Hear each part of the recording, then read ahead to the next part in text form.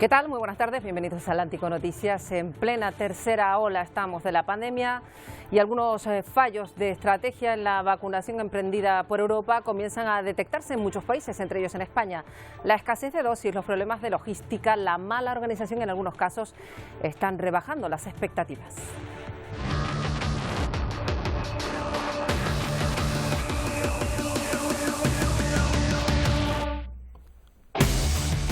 Evidentemente las vacunas son la solución, pero van a tardar tiempo en lograr el objetivo de la inmunidad para todos. Mientras la entrega de viales de Pfizer se estanca, algunas autonomías ya crean una reserva estratégica de vacunas. ¿Qué pasa con Canarias? Pues somos la comunidad con un mejor ritmo de administración de vacunas, aunque miramos con cierta preocupación los problemas en cuanto a la producción de Pfizer.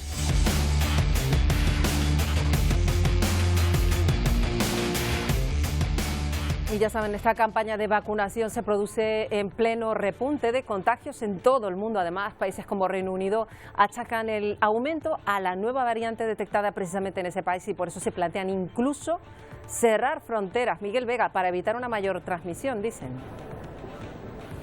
Sí, el gobierno británico podría cerrar sus fronteras tanto de entrada como de salida para evitar que esa variante mucho más contagiosa detectada en el país se extienda por el continente europeo. Otros países como Portugal desde este fin de semana prohíben todas las conexiones con Reino Unido. Además, la Unión Europea estudia ampliar una categoría, el rojo oscuro, a todos esos países con alta transmisión de la COVID-19 y también que sean sospechosos de contar con esa nueva variante mucho más contagiosa.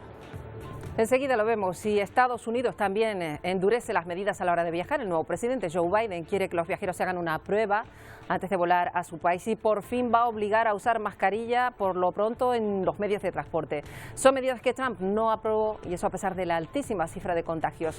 Isier Pérez, además, ese segundo juicio precisamente contra el expresidente no ha parado, sigue adelante. Así es, y sobre eso se ha pronunciado este jueves la presidenta de la Cámara de Representantes, Nancy Pelosi, ha pedido no olvidar a los fallecidos en el asalto al Capitolio el pasado 6 de enero, mientras el líder republicano en el Senado, Mitch McConnell, ha pedido a los demócratas que lo retrasen al menos hasta mediados de febrero a fin de que Trump pueda hacerse con un fuerte equipo legal. Bueno, y más cuestiones que les contamos hoy. La campaña de vacunación en los Estados Unidos, el país más golpeado, les hemos dicho, por el coronavirus, avanza más lenta de lo previsto y la impaciencia de algunas personas por recibir la vacuna llega hasta el límite. Muchos ciudadanos con posibilidades económicas inician el llamado turismo de vacunas.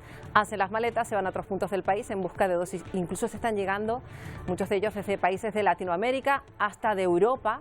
Uno de los destinos para este turismo es Florida, luego lo vamos a ver. Para evitar estos viajes, el país, Estados Unidos, quiere que el proceso avance más rápido. Hay lugares como Nevada donde ocurre todo lo contrario y hay ciudadanos reticentes todavía a ser vacunados y las autoridades ahora tratan de persuadir y convencer sobre todo a parte de la población de Las Vegas, sobre todo para evitar la expansión de la pandemia. Y en México las autoridades han localizado a un grupo de 128 migrantes indocumentados, entre ellos mujeres y niños, que eran transportados dentro de un camión de carga, personas que eran sobre todo de origen hondureño.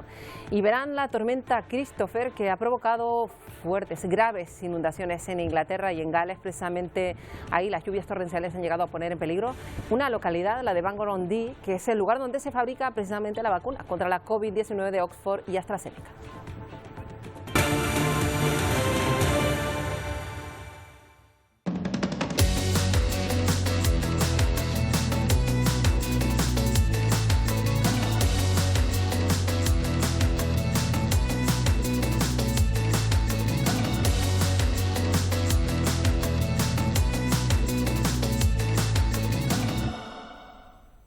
Antes del repaso por el mundo, vamos a arrancar hoy aquí en Canarias porque Lanzarote y La Graciosa, ya saben, entran esta noche en una fase de contención del coronavirus nunca vista hasta ahora en Canarias. El nivel 4 de restricción, la incidencia acumulada en 14 días en Lanzarote es de 698 contagios por cada 100.000 habitantes. Sus plazas de UCI ya superan el 30% de ocupación para pacientes COVID. En este nivel 4, las reuniones en espacios exteriores se reducen todavía más. Se establece, de hecho, un límite de 2 personas. Además, la actividad económica deberá cesar a las 6 de la tarde, salvo para las actividades que sean esenciales. Nuevas medidas que también se aplican desde esta noche en La Graciosa. La última actualización de la Consejería de Sanidad dice que Lanzarote registró 2 fallecidos y 77 nuevos positivos. Pues mientras Canarias, pese a todo, sigue con buenos datos y sigue inoculando las dosis de la vacuna de Pfizer que han llegado a las islas, el archipiélago está entre las comunidades autónomas pues más avanzada a este respecto, con un 92%. Y ahora la farmacéutica está lanzando una recomendación, Miguel, para aprovechar al máximo lo que viene en esos viales, ¿no? Ya en junio de 2020, la Agencia del Medicamento Europeo aconsejó a los países miembros adquirir unas jeringuillas específicas para aprovechar todas las dosis que enviaba Pfizer. Desaconsejaba en ese momento adquirir las jeringuillas de pérdida baja y no adquirir aquellas jeringuillas de pérdida alta que dejaban material de la vacuna en su interior. De esta forma se perdían 0,3 milímetros. De esta forma las comunidades autónomas, si adquieren esas jeringuillas de pérdida baja, conseguirían que las viales enviados por Pfizer pasarían de contar de 5 dosis a tener hasta 6. Supondría un 20% más de vacunas para inmunizar a la población. De hecho, pasaríamos de contar con 350.000 dosis cada semana y pasaríamos a tener más de 422.000 en las próximas semanas. Bueno, vamos a seguir hablando de este y otros asuntos con Santiago Mascoma, que es catedrático, es presidente de la Federación Mundial de Medicina Tropical y miembro de la Organización Mundial de la Salud. Señor Mascoma, gracias por atendernos a Atlántico Noticias. Hola, buenas tardes a todos. Pues queremos hablar de la Organización Mundial de la Salud, que llevaba ya tiempo advirtiendo de que estamos en las semanas de vacunación, las primeras, pero que esto va a ser complicado. Se confirma que así va a ser, ¿no? La situación evidentemente no es halagüeña, o sea, la situación de la pandemia está desbordada en toda Europa, igual que en España, y esto pues está afectando directamente a los centros sanitarios que están en primera línea, ¿no? O sea, o se toman medidas drásticas en vez de parches, o esto no es controlable. Hay que seguir con la vacunación, evidentemente, pero o sea, hay que tomar medidas más drásticas. Y cuando hablo de esto, o sea, clarísimamente hay que cerrarlo todo, como hicimos en marzo pasado, pero solo 3 o 4 semanas, reducir la tasa de contagios y luego volver a abrir, pero volver a abrir ya con un número que ya sea más controlable, ¿no?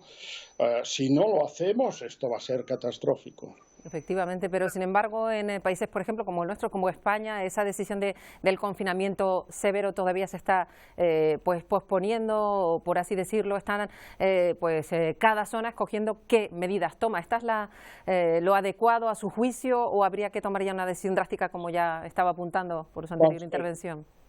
Dos cosas aquí. Por un lado, los responsables les cuesta llegar a entender que 24 horas de retraso con este coronavirus es demasiado. Por otro lado, yo entiendo que, pues, por ejemplo, gente muy afectada profesionalmente, el mundo de la hostelería, etcétera, etcétera, se quejen. Que tienen que plantearse es que con las situaciones actuales de parches, que si cerramos a las 10, que si cerramos a las 8, que si cerramos a las 6, no vamos a hacer nada. No hay diferencias entre cerrar a las 10, a las 8 o a las 6. Y tal como está ya la situación, igualmente están cerrados o bajo mínimos todos los establecimientos de este campo y otros, ¿no? Es mejor cerrar completamente, parar al virus, que esto sabemos que funciona. 3, 4 semanas es la gran ventaja que tenemos ahora, a diferencia de cuando paramos en marzo pasado, que teníamos muy pocos conocimientos de cómo funcionaba la transmisión. Ahora ya lo sabemos, y parando 3, 4 semanas le daríamos un toque muy fuerte al coronavirus, y luego volver a empezar otra vez viendo una situación que muy probablemente la descenderíamos suficientemente como para hacerla controlable, ¿no? Y seguir sin parar con las vacunas. Si no, es que llegará un momento que la transmisión es muy será superior al ritmo de vacunación. Claro, y ese es el temor de que se saturen esos centros sanitarios, que es el máximo cuidado que deben tener pues todos los sistemas sanitarios de cada una de las comunidades. Hablaba usted de la vacunación, nosotros también hace un momentito. Evidentemente es el primer paso para la solución, pero falta mucho tiempo para que todos estemos inmunizados, por eso hay que tener tanto cuidado, ¿no? Sí, es un paso más. O sea, yo quiero dejar bien claro que por lo que de momento sabemos, una vacuna no necesariamente va a evitar que tú te infectes.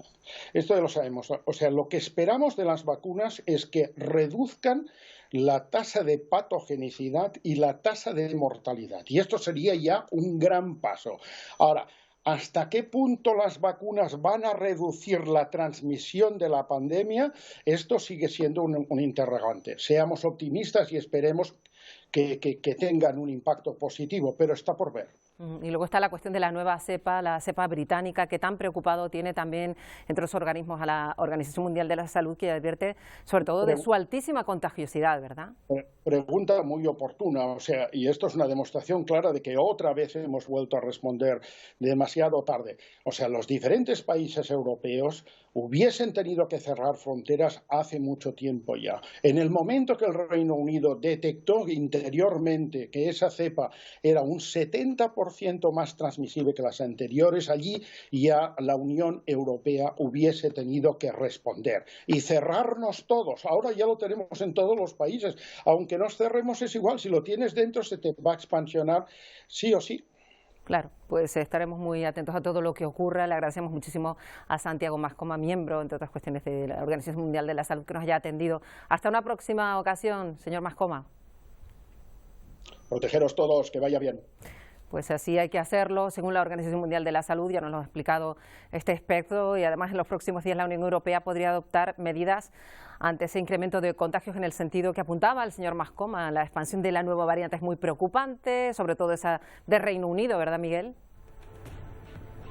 Sí, los 27 países de la Unión Europea podrían ampliar ese conocido semáforo de la transmisión de la COVID-19 y crear una nueva categoría denominada rojo oscura. En ella entrarían aquellos países con una alta transmisión de este virus y también aquellos países en los que se haya demostrado que han llegado estas variantes, no solo la británica, también la de Sudáfrica, la de Brasil o la de Japón. Pero a esto se suma que el Reino Unido podría cerrar la próxima semana, en los próximos días, sus fronteras. Restringiría por completo la entrada y salida de viajeros para evitar que esa nueva variante detectada en el país se siga expandiendo por el continente europeo y también llegue a países como Sudamérica, que por cierto ya habían cerrado por completo todas sus fronteras y habían prohibido los viajes con el Reino Unido. El gobierno español, por su parte, ha asegurado que en marzo de este mismo año la variante del Reino Unido podría ser la dominante.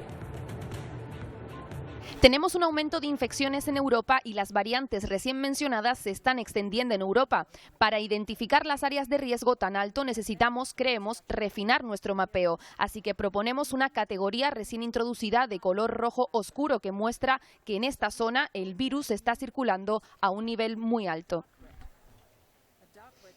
Estaríamos esperando que fuera una cepa dominante. Un asunto que preocupa especialmente en toda Europa, también aquí en Canarias. Precisamente de este asunto ha hablado hoy el presidente de Canarias, Ángel Víctor Torres, que además ha abordado la situación de las personas migrantes aquí en el archipiélago. Lo hizo en un encuentro con el secretario de Estado para la Unión Europea esta mañana. Está Canarias solicitando que el Estado pida en Bruselas que se revisen las políticas y se trabaje en un gran acuerdo para distribuir a estas personas migrantes. Óscar Herrera nos cuenta la última hora.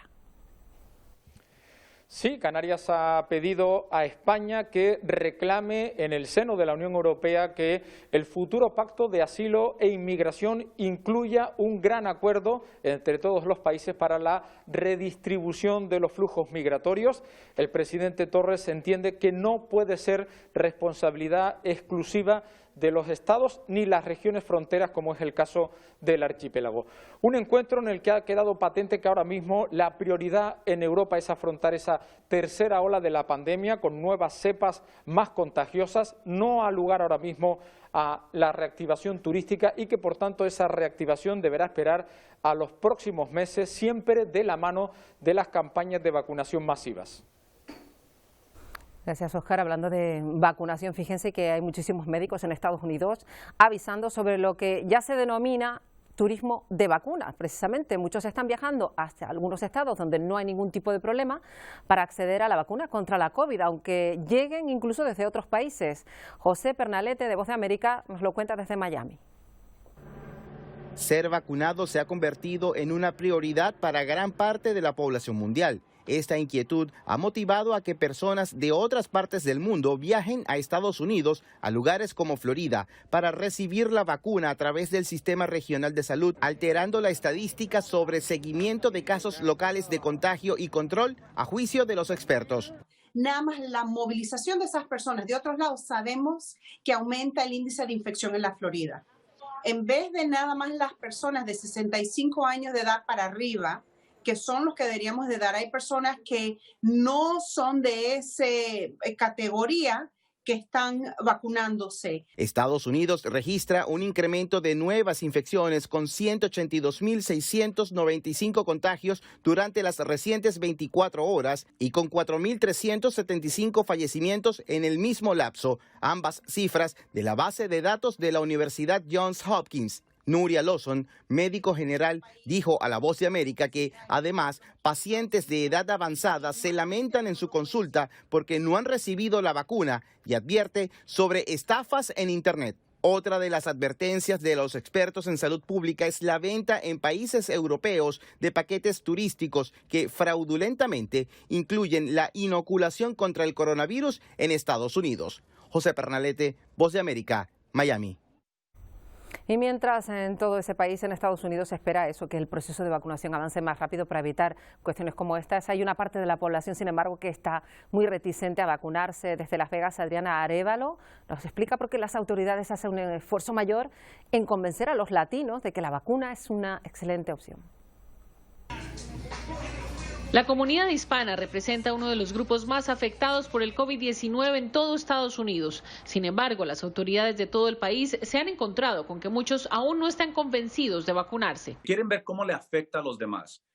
Número 2, la gente no quiere hacerse la vacuna porque no quieren compartir su información, particularmente la gente indocumentada. Kiwen, quien representa la organización pro inmigrantes sin ánimo de lucro más grande del estado de Nevada, asegura que tanto las autoridades sanitarias como las entidades comunitarias deben trabajar de la mano para convencer a los latinos de que la vacuna es segura desde todo punto de vista. La información de ellos que compartan no va a ser compartida con las agencias federales o con el gobierno y corran el riesgo de posiblemente ser deportados o de que la migra venga a sus casas a recogerlos. En su más reciente alocución pública, el gobernador de Nevada, Steve Sisolak, se dirigió a los indocumentados del estado de Plata y les aseguró no solo que tendrán el mismo derecho a acceder a la vacuna que cualquier otro nevadense, sino que su oficina toma muy en serio las preocupaciones de quienes temen que su información sea compartida, por lo que reiteró que esta será protegida, tal y como lo determinan los estatutos del estado. Adriana Arévalo, Voz de América, Las Vegas. Bueno, ya es oficial. El carnaval más famoso del mundo, el de Río de Janeiro, no se va a celebrar este año. Brasil supera ya los 214.000 fallecimientos por el coronavirus, de ellos más de 1.300 solo ayer. El alcalde de Río de Janeiro, Eduardo Paes, anunció la cancelación del carnaval de este año. Explicó que incluso con la vacunación contra la COVID, ya iniciada en Brasil, los organizadores tienen muy poco tiempo para organizar la fiesta en julio próximo como estaba previsto. El Carnaval de Río, uno de los más famosos del mundo, estaba previsto para febrero de este año, pero las propias escuelas de samba ya habían decidido aplazarlo hasta julio por la situación de la pandemia, aunque lo habían condicionado a que para esa época existiera una vacuna y una campaña de inmunización avanzada. Paes alegó que pese a las pérdidas que la cancelación supone para la ciudad, un evento de la magnitud del carnaval difícilmente se organiza en 6 meses. Según el alcalde, en 2022, cuando seguramente estarán debidamente vacunados contra la COVID, tanto los protagonistas del carnaval como los turistas, se podrá vivir nuevamente esta tradicional fiesta. El carnaval es el principal evento turístico de Río y el año pasado atrajo a 2,1 millones de visitantes, que dejaron ingresos por $900 millones y confirmaron a la ciudad como el principal destino turístico de Brasil. Bueno, y el problema sobre todo está en las UCI. Fíjense que en la capital de Colombia, en Bogotá, están al límite, están al 100% de ocupación. Esto supone unas 2.800 camas. Angie Camacho ha realizado un recorrido por estos centros hospitalarios de la capital y ha encontrado un escenario desolador. La realidad dentro de una unidad de cuidado intensivo supera lo que muchos podrían imaginar. Es mucho más que el espacio físico donde la vida cobra su mayor valor.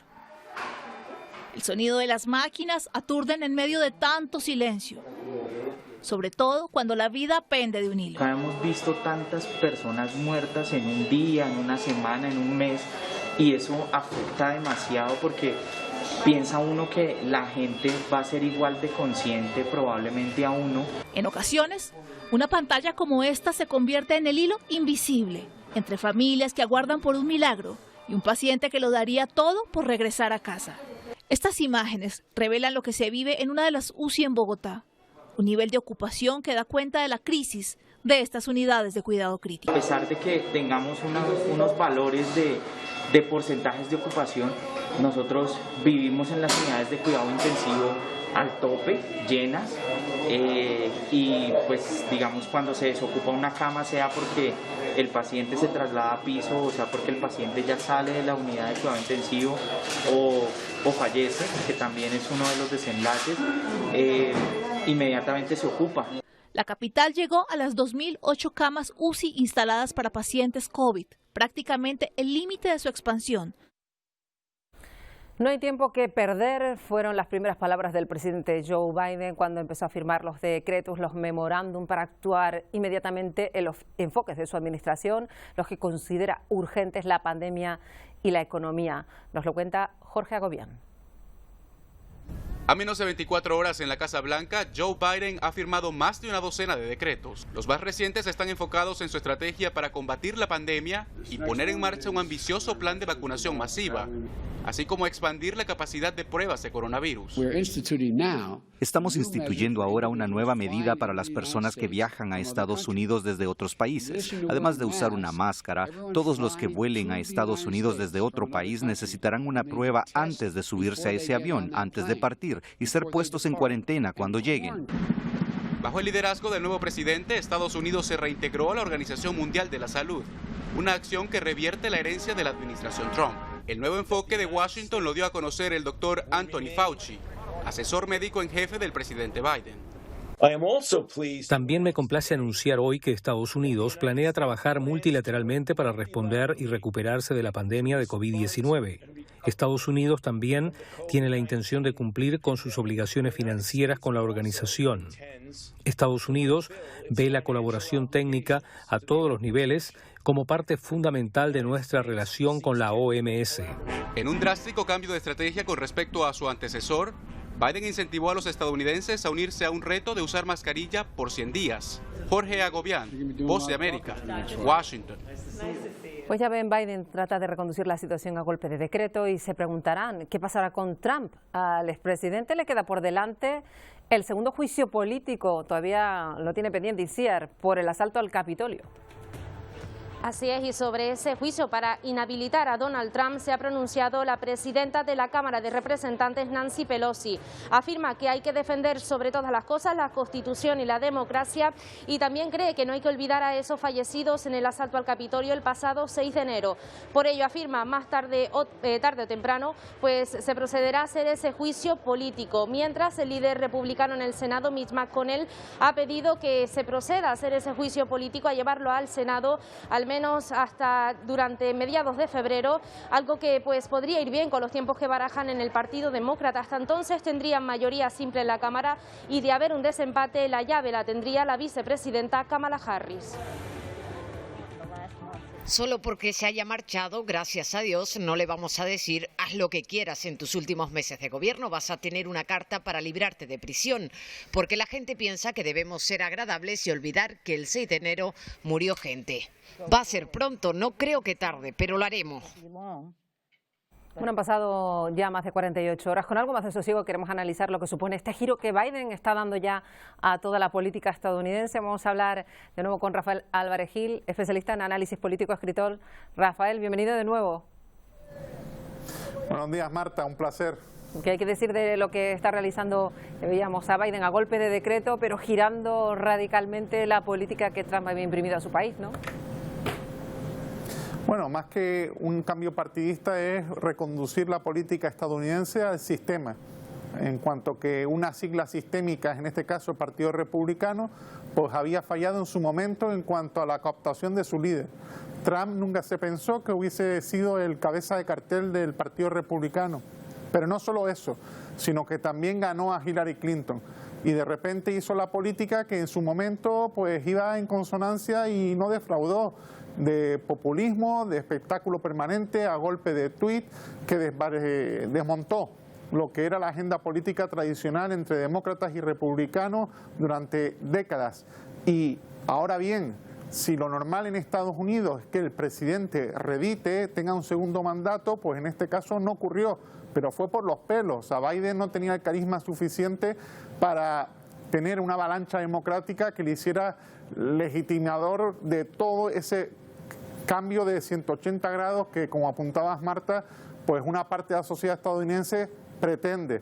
Pero hay que surcir una sociedad, el daño institucional está más que causado y la duda en el sistema de partidos estadounidense es el trumpismo, si va a inocular el Partido Republicano por un largo tiempo o por el contrario se origina una escisión. O sea, la extrema derecha, los populismos están a ambos lados del Atlántico y lo que vimos en el Capitolio pues es tan solo pues una dimensión más, un paso mayor en ese sentido en el cual pues estamos en un escenario histórico donde hay una crisis de intermediación mayúscula y los medios de comunicación están compitiendo con las redes sociales y donde ya no sabemos si un editorial del New York Times pues tiene más peso que el tuit de Trump o el que sea, que por cierto, el debate a cuenta de son de la libertad de expresión por parte de Trump, en cuanto que Facebook, Twitter y demás redes le cortaron, pues invita al debate también. Efectivamente, uno de los abiertos tras la marcha de Trump. También hay que hablar de lo que, al margen de la política interior, que es clave, las nuevas relaciones que de nuevo retoma el presidente Biden con los aliados tradicionales, con Europa. Habrá que ver qué pasa con China. En cualquier caso, cambio también en cuanto a la política internacional. Sí, se supone que no debe ser tan aislacionista como Trump lo hizo. Pero Trump aquí en Canarias hizo un movimiento en el tiempo de descuento que nos afecta y mucho. El reconocimiento de los territorios ocupados por parte de Marruecos del Sáhara Occidental. Eso no es propio de una persona que practica el aislacionamiento, ¿no? Y que incluso lo conecta con el tema de Israel. Por lo tanto, esas políticas tendrán que revertirlas hasta cierto punto con el europeísmo. Pero ese europeísmo, como todo está interconectado, acaba de sufrir el Brexit y yo creo que esa onda atlántica pues quizás en cierta medida podría reconocerse en lo que en su momento fue la administración Bush con Tony Blair, José María Aznar y lo que llevó a la foto de las Azores. En un mundo multipolar las reglas ya no son las de la Guerra Fría. El cambio de administración en Washington DC, pues claro que importa, pero no esperemos tampoco, más allá del formato, el estilo, las formas, un gran cambio. O sea, yo sé que cuesta desde un sistema parlamentario como el español y otros tantos en el viejo continente, donde la oferta electoral es diversa, allá no lo es, no solo por el bipartidismo o el sistema presidencialista, sino que, si me permiten la expresión, tradicionalmente las diferencias entre republicanos y demócratas vienen a ser como la Pepsi-Cola y la Coca-Cola. O sea, no hay un partido socialista al estilo de Europa, no hay un partido demócrata cristiano de influencia de doctrina social católica, es otro mundo. Y también se enfrentan a lo mismo que el resto del mundo, al margen de todas esas cuestiones que tiene pendiente Biden, porque la pandemia lo va a marcar todo. Llamaba la atención escuchar a Anthony Fauci, el responsable ahora ya representante de la OMS, decir que por fin podía hablar claro, que nadie le cortaba, un signo más de la normalidad que se había vivido, anormalidad que se había vivido hasta ahora en Estados Unidos, ¿no?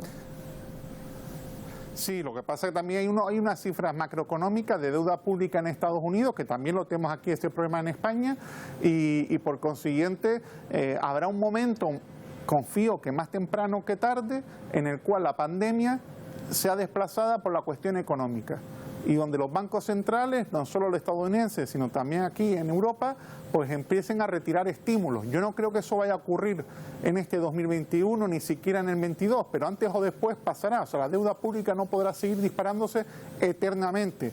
Trump tuvo unos movimientos económicos que hasta antes de la pandemia, pues le dio votos y le dio respaldo popular. Pero Biden tendrá que enfrentarse con un manejo de la crisis, no ahora, no a corto plazo, pero sí llegará un momento en que tendrá que arrostrar una situación económica que ya no será la misma y donde las políticas expansionistas, donde todos somos keynesianos, cuando vienen mal dadas, acabará por revertir. Y eso también va a marcar y de qué manera el debate de la política en nuestra tierra y en España y en el resto de Europa. Bueno, pues estaremos muy atentos a todo lo que ocurra. Gracias por este último análisis que realizamos esta semana del que ha sido el acontecimiento político, desde luego de este arranque del año, la toma de posesión de Joe Biden. Rafael Álvarez Gil, hasta una próxima ocasión. Un placer, hasta la próxima, Marta. Bueno, vamos ya con otras cuestiones para hablarles de migraciones, no solo aquí en Canarias es un problema. Fíjense lo que ocurrió en México. La Guardia Nacional detuvo al conductor de un camión de carga, llevaba 128 personas dentro, iban camino de Estados Unidos, que es la tierra soñada, evidentemente. Los agentes obligaron a parar al vehículo solo porque el conductor no llevaba puesto el cinturón de seguridad. Estas personas iban en un habitáculo sin aire y sin luz. Hacinados era como trasladaban de manera ilegal a estos 128 migrantes centroamericanos en la caja de un tráiler sobre la autopista Nuevo Teapa-Cosoleacaque al sur de Veracruz. Fueron elementos de la Guardia Nacional División Carreteras los que se percataron del ilícito tras marcarle el alto a la unidad porque el chofer no hacía uso del cinturón de seguridad, momento en el que escucharon golpes y gritos de auxilio. De inmediato los uniformados aseguraron la unidad junto a los indocumentados y detuvieron al chofer. Rifándose la vida como siempre. Sí. ¿Qué sentías ahí? A la vez un poco de calor, pero así. ¿Se tienen que aguantar para buscar su objetivo? Sí, para buscar una vida mejor. A la vez triste porque por el sacrificio, no es fácil. Días atrás caminé a pie por varias horas y con lluvia. Y después me metí en ese camión, en una montaña, y nos metimos ahí de noche. De acuerdo con los elementos de seguridad, la unidad con fachada de paquetería fue clonada y con ventiladores en su interior transportaba a los hombres, mujeres, niños y a una embarazada, la mayoría originarios de Guatemala. Mientras esto ocurría en México, en Guatemala precisamente la deportación de hondureños continúa. Aparte de esa caravana que han visto aquí en Atlántico Noticias de migrantes, no logró pasar la frontera, iban rumbo a Estados Unidos también y las autoridades ahora aceleran las gestiones para que retornen a Honduras. Se cree que unas 1.800 personas han regresado ya a su país.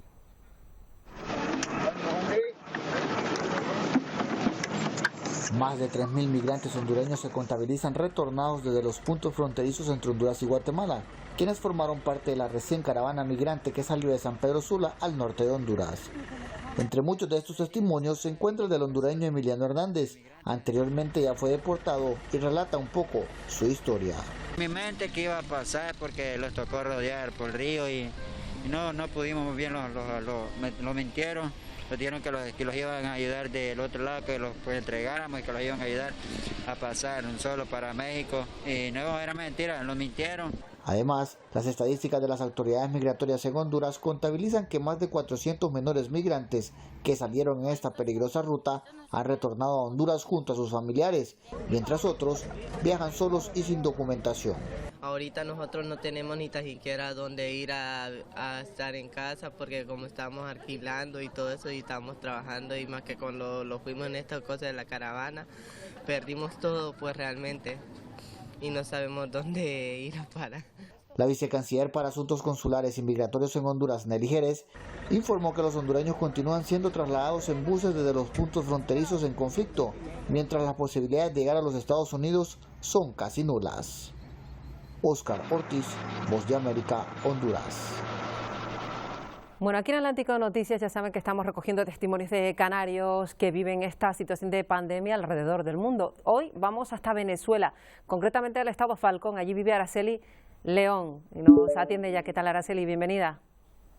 Gracias Marta. Un gran honor haberme invitado a este programa tan prestigioso y que tengamos la posibilidad, los canarios que estamos aquí en Venezuela, de poder contarle a Canarias, al mundo, a Europa, a España, la situación en la cual estamos pasando en estos momentos. Claro, Araceli, porque ese país está luchando contra la pandemia, además en medio de una crisis económica sin precedentes que estamos contando aquí en el programa pues cada cierto tiempo. Así es. Esta pandemia, Marta, ha coincidido con una crisis económica sin precedentes. Tenemos una crisis hospitalaria donde no contamos con insumos médicos, Los médicos están haciendo el mayor de sus esfuerzos por poder atender a los pacientes. Muchos médicos están teniendo que sacar de su propio bolsillo material médico quirúrgico para poder dar atención a los pacientes que acuden a las emergencias, que acuden a las diferentes consultas. Los costos de los medicamentos son altísimos. Medicamentos muy básicos como el paracetamol o el acetaminofén están muchísimo más costosos que el sueldo mínimo del venezolano.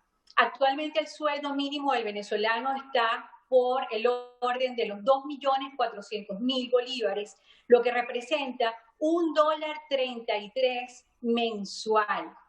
Claro. Y un paracetamol te puede costar en una farmacia en un rango de 1.200.000 a 3 millones de bolívares. Claro, Araceli, yo me pregunto esto sin contar otros medicamentos que puedan ser recetados en virtud de las complicaciones que puedan surgir ante este cuadro de salud como el COVID. Claro, y yo me pregunto, Araceli, ¿cómo sobreviven con este escenario que nos ha descrito además perfectamente, haciendo ese cambio para que la gente entienda que el sueldo, el salario mínimo es de, pues decía, algo más de $1, algo más de €1, en definitiva, es nada en comparación con los sueldos de Europa, ¿no?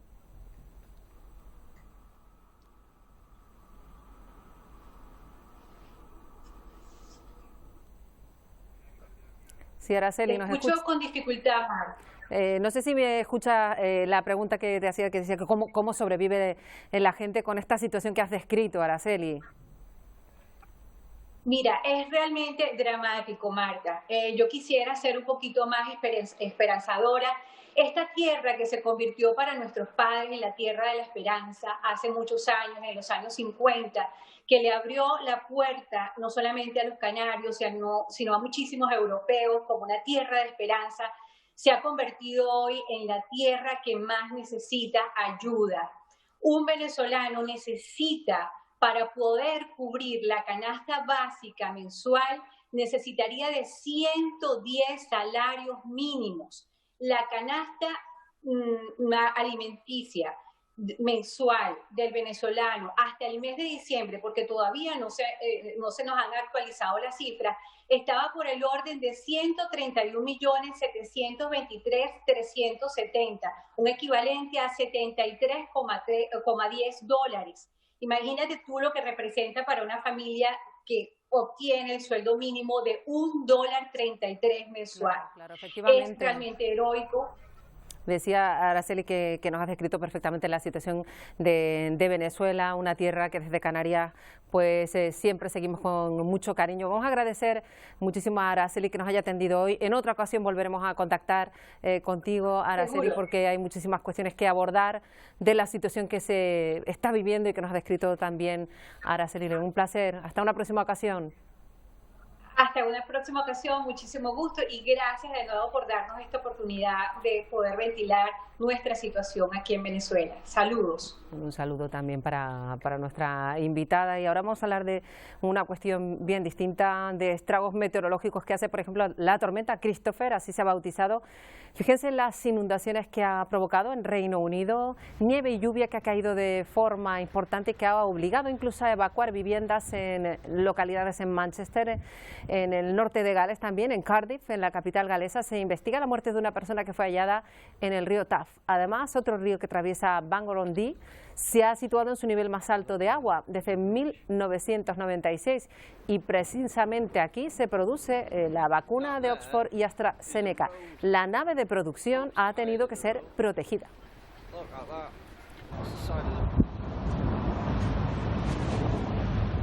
Fíjese qué espectacular. Estas son imágenes grabadas al norte de la península, no tienen ningún tipo de efectos. Así de rápida la tormenta, compartida de hecho la imagen por casatormentas.net en redes sociales. La evolución de una tormenta asociada a la borrasca Hortensia. El sistema provoca también viento que en las últimas horas ha provocado incidentes en ciudades de la mitad norte española. Según el histórico de la Agencia Estatal de Meteorología, es muy poco frecuente que se produzcan tormentas de este tipo en enero y febrero en el interior de la península.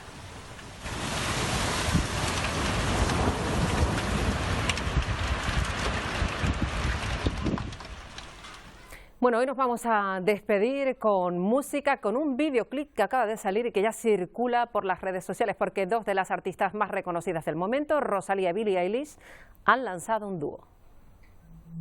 Dime si me echa de menos.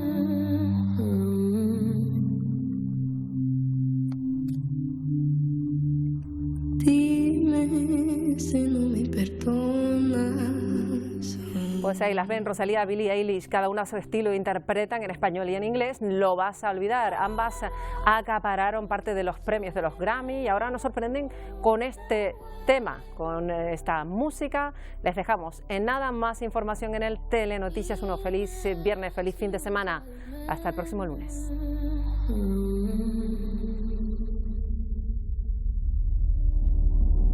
No olvidar, can you let it go?